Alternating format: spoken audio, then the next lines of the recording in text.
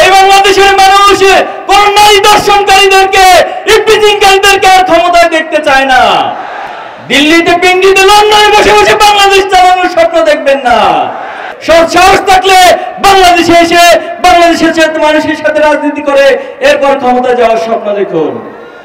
আমরা লক্ষ্য করেছি সে অতীতের ফ্যাসিবাদী এবং আধিপত্যবাদীদের দালালদের শক্তি আবার বাংলাদেশকে নিয়ে ষড়যন্ত্র করছে, মাথা ছাড়া দিয়ে উঠছে। আমরা দেখছি যে একটি দল বাংলাদেশের যে সংস্কার প্রয়োজন, বাংলাদেশকে এগিয়ে নেওয়ার জন্য যে সংস্কার প্রয়োজন, সেই সংস্কারের নোট অফ ডিসেন্টের নামে তারা সংস্কারকে বাধাগ্রস্ত করার জন্য চেষ্টা চালিয়ে যাচ্ছে। আমরা দেখেছি তাদের হাতে এখন পর্যন্ত গত ১.৫ বছরে ২০০-র বেশি মানুষ নিহত হয়েছে, তারা হত্যাকাণ্ড সংগঠিত করেছে।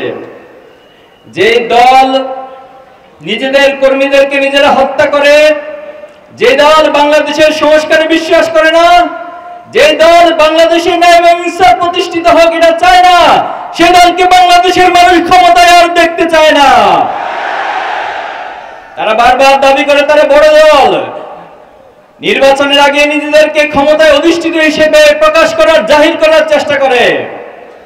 আপনাদের যদি সৎ সাহস থাকে, একটি নিরপেক্ষ, গ্রহণযোগ্য, অবাধ নির্বাচনে অংশগ্রহণ করার প্রস্তুতি নেন। মানুষ হত্যা করে এই বাংলাদেশের পরিবেশকে আর নষ্ট করার চেষ্টা করবেন না। এই বাংলাদেশের মানুষ কোন চাঁদাবাজদেরকে ক্ষমতায় দেখতে চায় না। এই বাংলাদেশের মানুষ কোন নারী দর্শনকারীদেরকে, ইফটিজিংকারীদেরকে আর ক্ষমতায় দেখতে চায় না।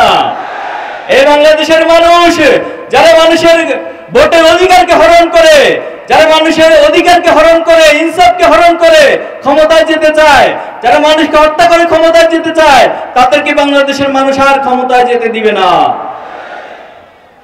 আমরা দেখেছি বিগত সময়ে বাংলাদেশকে বিদেশ থেকে বসে বসে পরিচালনার একটা প্রবণতা লক্ষ্য করা যাচ্ছে অনেকের মাঝে। আপনারা দেখেছেন বাংলাদেশকে কি বিদেশ থেকে পরিচালনা করা যাবে না বাংলাদেশে এসে পরিচালনা করতে হবে?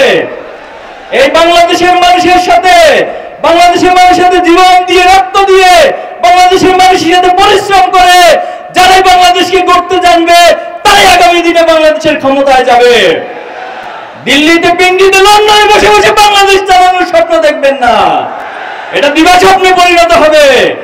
সাহস থাকলে বাংলাদেশে এসে বাংলাদেশের মানুষের সাথে রাজনীতি করে এরপর ক্ষমতা যাওয়ার স্বপ্ন দেখুন। সংগ্রামী উপস্থিতি, ইসলামী ছাত্র শিবির 1977 সাল থেকে আজ পর্যন্ত বাংলাদেশের ছাত্র সমাজকে, যুব সমাজকে নৈতিকভাবে মেধার ভিত্তিতে গড়ে তোলার জন্য আপ্রাণ চেষ্টা চালিয়ে যাচ্ছে। কিন্তু দুর্ভাগ্য হলো সে 1977 সাল থেকে আজ পর্যন্ত আমাদের শত শত ভাইদেরকে জীবন দিতে হয়েছে, আমাদের ভাইদেরকে নির্মমভাবে হত্যা করা হয়েছে। আমরা যখন প্রশ্ন করেছিলাম যে কি আমাদের অপরাধ ছিল, কেন আমাদের ভাইদের উপর এত নির্যাতন, এত গুম, এত খুনের ঘটনা ঘটানো হচ্ছে, তখন একটাই উত্তর পাওয়া গিয়েছে যে আমরা শুধুমাত্র এই ঘোষণা দিয়েছিলাম, ওমা নাতামু ইল্লা আইয়ুমিনু বিল্লাহিল আজিজিল হামিদ, আমরা শুধুমাত্র এক আল্লাহর কাছে আমাদের নিজেদের বিশ্বাসকে সঁপে দিয়েছিলাম। এই অপরাধে আমাদের শহীদ সাব্বির, শহীদ আইয়ুব থেকে শুরু করে আমাদের প্রথম কেন্দ্রীয় সভাপতি শহীদ মীর কাসিম আলী, শহীদ কামরুজ্জামান থেকে শুরু করে শত শত ভাইদেরকে জীবন দিতে হয়েছে। আমাদের শত শত ভাইদেরকে গুম করা হয়েছে, নির্মম নির্যাতন করা হয়েছে রিমান্ডে নিয়ে। অনেক ভাইদের লাশ খুঁজে পাওয়া আছে নদীতে, খালে, বিভিন্ন রাস্তার ধারে। তথাকথিত ক্রস ফায়ারের নামে আমাদের অনেক ভাইদেরকে গুলি করে হত্যা করা হয়েছিল। কিন্তু 2024-এর জুলাই আগস্টের পর অনেকগুলো আয়না ঘর আবিষ্কৃত হয়েছে, কিন্তু দুর্ভাগ্য হলো আমাদের 7 জন ভাইকে এখনো ফিরে আসেনি। আমরা প্রশাসন থেকে শুরু করে বিভিন্ন জায়গায় বারবার বলেছি, তাদের পরিবারকে নিয়ে এসে বিভিন্ন আবেদন উপস্থাপন করেছি, কিন্তু এখনো পর্যন্ত আমাদের সেই ভাইদেরকে কোনো খোঁজ সরকার দিতে পারে নাই। আমরা সরকার থেকে আহ্বান জানাবো, অতি সত্বর আমাদের ভাইদের এই খোঁজ আমাদের বাংলাদেশের কাছে, তাদের পরিবারের কাছে দিতে হবে। আমাদের অসংখ্য ভাইদেরকে পঙ্গু করে দেওয়া হয়েছে, হাত কেটে ফেলতে হয়েছে, চোখ উপড়ে ফেলা হয়েছে, চোখ নষ্ট করে দেওয়া হয়েছে। এই সকল লড়াই সংগ্রাম, এই ত্যাগ কোরবানির পথ মারি দিয়ে আজকে যে পর্যায়ে এসে দাঁড়িয়েছি, এখন এসে নতুন করে আমাদেরকে ভয় দেখানো, আমাদেরকে থামিয়ে দেওয়ার যে রাজনীতি, এই রাজনীতি বন্ধ করতে হবে। অতীতে যারা আমাদেরকে থামিয়ে দিতে চেয়েছে তারা নিজেরাই থেমে গিয়েছে। অতীতে যারা আমাদেরকে নিষিদ্ধ করতে চেয়েছিল তারাই বাংলাদেশের মানুষের গণ আদালতে নিষিদ্ধ হয়ে বাংলাদেশ ছেড়ে যেতে বাধ্য হয়েছে। এই জন্য আমাদেরকে ভয় দেখাতে আসবেন না। আমরা এক আল্লাহর কাছে নিজেদের কপাল এবং নিজেদেরকে সঁপে দিয়েছি। আমরা ঘোষণা দিয়েছি আসলামতু লিরাব্বিল আলামিন। আমরা শুধুমাত্র এক আল্লাহর কাছে নিজেদের মাথাকে নত করি। দুনিয়ার কোনো শক্তি, দুনিয়ার কোনো প্রভাবের কাছে আমরা নিজেদের মাথা নত করি না। এজন্য এই শক্তিকে যারা রুদ্ধ করতে আসবেন, বাধা সৃষ্টি করতে আসবেন, তারাই পৃথিবীতে ইতিহাসে আস্থা করে পরিণত হবেন। সংগ্রামী উপস্থিতি, অপার সম্ভাবনার এই বাংলাদেশে, এই বাংলাদেশে যে জনসংখ্যা রয়েছে, এই জনসংখ্যাকে জনসম্পদে পরিণত করতে হবে। আমাদের দেশে যে ছাত্র সমাজ রয়েছে, এই মেধাগুলো বিভিন্ন দেশে পাচার হয়ে যাচ্ছে। আগামী দিনে যারা রাষ্ট্র পরিচালনা করবেন, আমরা অনুরোধ করব এই মেধাকে লালন করতে হবে, পরিচর্যা করতে হবে। ছাত্র শিবির বিভিন্ন ফেস্টের আয়োজন করছে, সায়েন্স ফেস্ট থেকে শুরু করে বিজনেস কার্নিভাল, নানান আয়োজন আমরা করছি। এর মধ্যে দিয়ে বাংলাদেশে ক্রিম মেধাবীগুলো উঠে আসছে এবং আলহামদুলিল্লাহ আপনারা জেনে খুশি হবেন, ছাত্র শিবিরের আয়োজনগুলোতে যারা সম্পৃক্ত হচ্ছে, তারা শুধুমাত্র দেশেই নয়, বরং তাদের মেধার সাক্ষ্য তারা পৃথিবীর বিভিন্ন রাষ্ট্রে গিয়ে বিভিন্ন ওয়ার্ল্ড কম্পিটিশনে অংশগ্রহণ করে তারা কৃতিত্বের অবদান রাখছে। আমাদের এই মেধাগুলোকে পরিচর্যা করতে পারলে নিঃসন্দেহে আগামী দিনে বাংলাদেশ একটি সমৃদ্ধ বাংলাদেশে পরিণত করা সম্ভব। বাংলাদেশে পৃথিবীর সর্বোচ্চ সি বিচ রয়েছে, সবচেয়ে বড় ম্যানগ্রোভ ফরেস্টই বাংলাদেশে রয়েছে। নদী মাতৃকতার মধ্য দিয়ে বাংলাদেশে অপার সম্ভাবনা রয়েছে। শুধুমাত্র যদি নদী মাতৃকতার মধ্য দিয়ে বাংলাদেশকে সাজানো যায়, পৃথিবীর অন্যতম পর্যটন শিল্পের দেশ হিসেবে বাংলাদেশ পরিণত করা সম্ভব। বাংলাদেশের যে এত সম্ভাবনা রয়েছে, অতীতে আমরা কখনোই কোন রাজনীতিবিদদেরকে এই সম্ভাবনা নিয়ে কথা বলতে দেখিনি, এই সম্ভাবনা ভাবতে দেখি নাই, বরং তারা বারবার এই বাংলাদেশ থেকে লুটপাটের রাজনীতি করেছে, বাংলাদেশ থেকে অর্থ পাচারের রাজনীতি করেছে, বেগম পাড়ার বড় বড় দালান তারা নির্মাণ করেছে, অর্থ পাচার করে বাংলাদেশকে অর্থনৈতিকভাবে পঙ্গু করে দেওয়া হয়েছে। এজন্য আগামী দিনে বাংলাদেশে যে রাজনীতি হবে, সেই রাজনীতি হবে সমৃদ্ধ বাংলাদেশ গড়ে তোলার রাজনীতি। বাংলাদেশকে গড়ে তোলার রাজনীতি হবে ন্যায় ইনসাফের রাজনীতি। আগামীর বাংলাদেশ হবে ন্যায় ইনসাফের রাজনীতি। আগামীর বাংলাদেশে কোনো ধরনের কাদা ছোড়াছড়ি রাজনীতি হবে না। আজকের এই জেনজি, আজকের এই জেনারেশন জুমার্স, জেনারেশন আলফা এই ধরনের কাদা ছোড়াছড়ি নোংরা রাজনীতি পছন্দ করে না। আমরা সম্প্রতি দেখতে পাচ্ছি যে একটি দল আমাদের নারী এবং বোনদের উপর হামলা চালাচ্ছে। এর চেয়ে নির্লজ্জ কাজ বাংলাদেশের জমিনে জুলাই এবং আগস্টের পরে আর কিছু হতে পারে না। আমরা দেখেছি একটি দল আমাদের কোরআন ক্লাস, কোরআন তালিম প্রোগ্রামে হামলা চালাচ্ছে।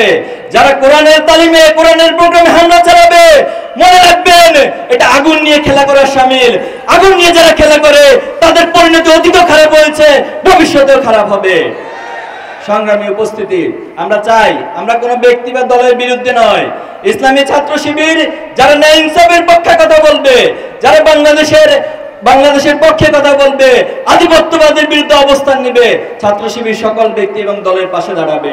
আমরা ঘোষণা দিচ্ছি আগামী দিনে যারা সৎ, দক্ষ এবং দেশপ্রেমিক হয়ে বাংলাদেশকে পরিচালনা করবে, ইসলামী ছাত্র শিবির তার সর্বোচ্চ টুক দিয়ে তাদের পাশে সহযোগিতা করবে, পাশে দাঁড়াবে ইনশাআল্লাহ। সংগ্রামী উপস্থিতি, আজকে যে ডাক্তার খালেদুজ্জামানের আহ্বানে আমরা এখানে এসেছি, তিনি ইতিমধ্যেই এই অঞ্চলে ধানমন্ডি, গুলশান, বনানী, বাসানটেক সহ এই অঞ্চলে অনেক উন্নয়নের তিনি নজির স্থাপন করেছেন।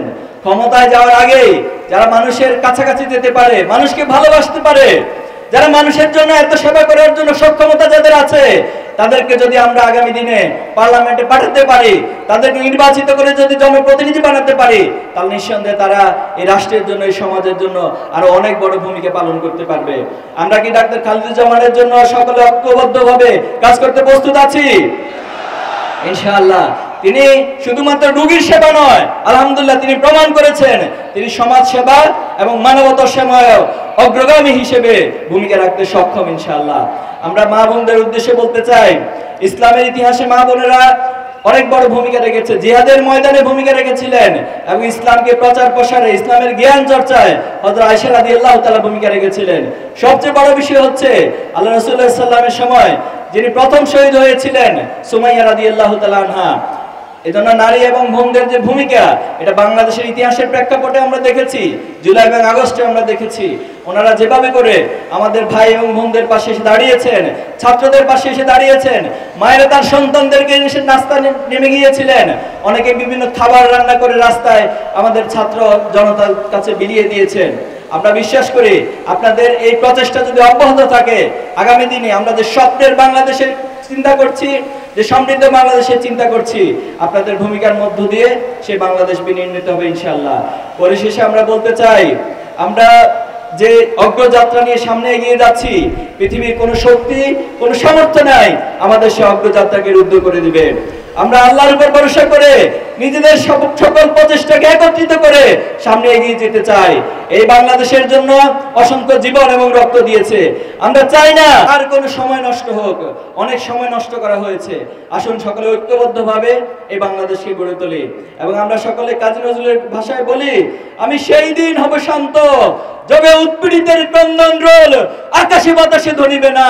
আমরা সেই দিন হব শান্ত, এবং যেদিন বাংলাদেশে এমন নেতা নির্বাচিত হবে, এমন প্রতিনিধি নির্বাচিত হবে, যাদের পিছনে পিছনে আপনাদেরকে চাকরির জন্য ঘুরতে হবে না, যাদের পিছনে পিছনে ন্যায় বিচারের জন্য আপনাদেরকে ঘুরতে হবে না, বরং ওমর রাদিয়াল্লাহু তাআলার শাসনামলে তিনি যেভাবে করে মানুষের অধিকারকে তাদের ঘরে ঘরে পৌঁছে দিয়েছেন, আমরা চাই আগামী দিনে এমন নেতা আমাদের মাঝ থেকে উঠে আসুক, এমন নেতা নির্বাচিত হোক যারা তাদের অধিকারকে মানুষের দোরগোড়ায় পৌঁছে দিবে। আমরা